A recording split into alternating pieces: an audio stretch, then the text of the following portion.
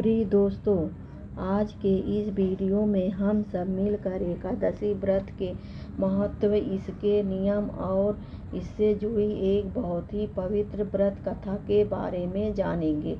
हमारे सनातन धर्म में एकादशी का व्रत बहुत बड़ा माना गया है। इसे करने से भगवान विष्णु की कृपा बहुत आसानी से मिल जाती है। एक साल में कुल 24 एकादशियाँ होती हैं। इस व्रत की शुरुआत कैसे हुई, इसके बारे में महाभारत में एक बहुत ही अच्छी कहानी आती है। एक बार युधिष्ठिर ने भगवान कृष्ण से पूछा, हे प्रभु, मुझे एकादशी व्रत का महत्व बताइए और इसे करने से क्या फल मिलता है। तब भगवान विष्णु कृष्ण ने मुस्कुरा कर कहा, हे युधिष्ठिर, जो मनुष्य इस दिन सच्चे दिल से व्रत रखता है उसके सारे पाप मिट जाते हैं। इसके बाद भगवान कृष्ण ने एक कथा सुनाई।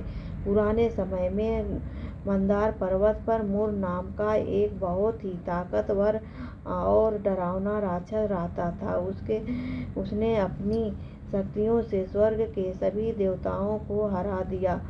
परेशान होकर सभी देवता भगवान शिव के पास गए। शिव जी ने उन्हें भगवान विष्णु के पास जाने को कहा। जब देवता ने अपनी परेशानी भगवान विष्णु को बताई तो भगवान विष्णु खुद उस राक्षस से लड़ने के लिए चले गए। दोनों के बीच कई सालों तक लड़ाई चलती रही। लड़ते लड़ते जब भगवान विष्णु थक गए तो वे आराम करने के लिए एक गुफा में चले गए और सो गए। राक्षस मुर की भी उनका पीछा करते हुए उस गुफा में पहुंच गया। उसने देखा कि भगवान सो रहे हैं पर हमला करना चाहा। उसे समय ही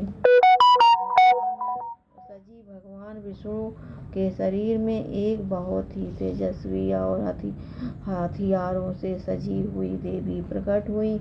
उस देवी ने ही एक ललकारा राक्षस मुर की ललकारा और दोनों के बीच भयानक युद्ध हुआ। अंत में उस देवी ने अपने त्रिशूल से उस राक्षस को मार दिया और देवताओं को डर से आजाद कराया।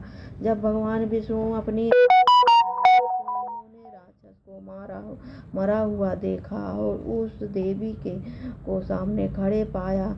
भगवान ने खुश होकर कहा, हे देवी, तुमने देवताओं के कष्ट दूर किए हैं। तुम एकादशी के दिन मेरे शरीर से निकली हो, इसलिए आज से तुम्हारा नाम एकादशी होगा। जो भी मनुष्य तुम्हारे हानि एकादशी को व्रत रखेगा उसे सुख, समृद्धि और आखिर में वैकुंठ धाम मिलेगा। तभी से एकादशी व्रत की परंपरा शुरू हो गई। इस व्रत में हमें सात्विक रहना चाहिए, चावल नहीं खाना चाहिए, मन और जुबान पर काबू रखना चाहिए और रात में भगवान का भजन और दान पुण्य करना चाहिए।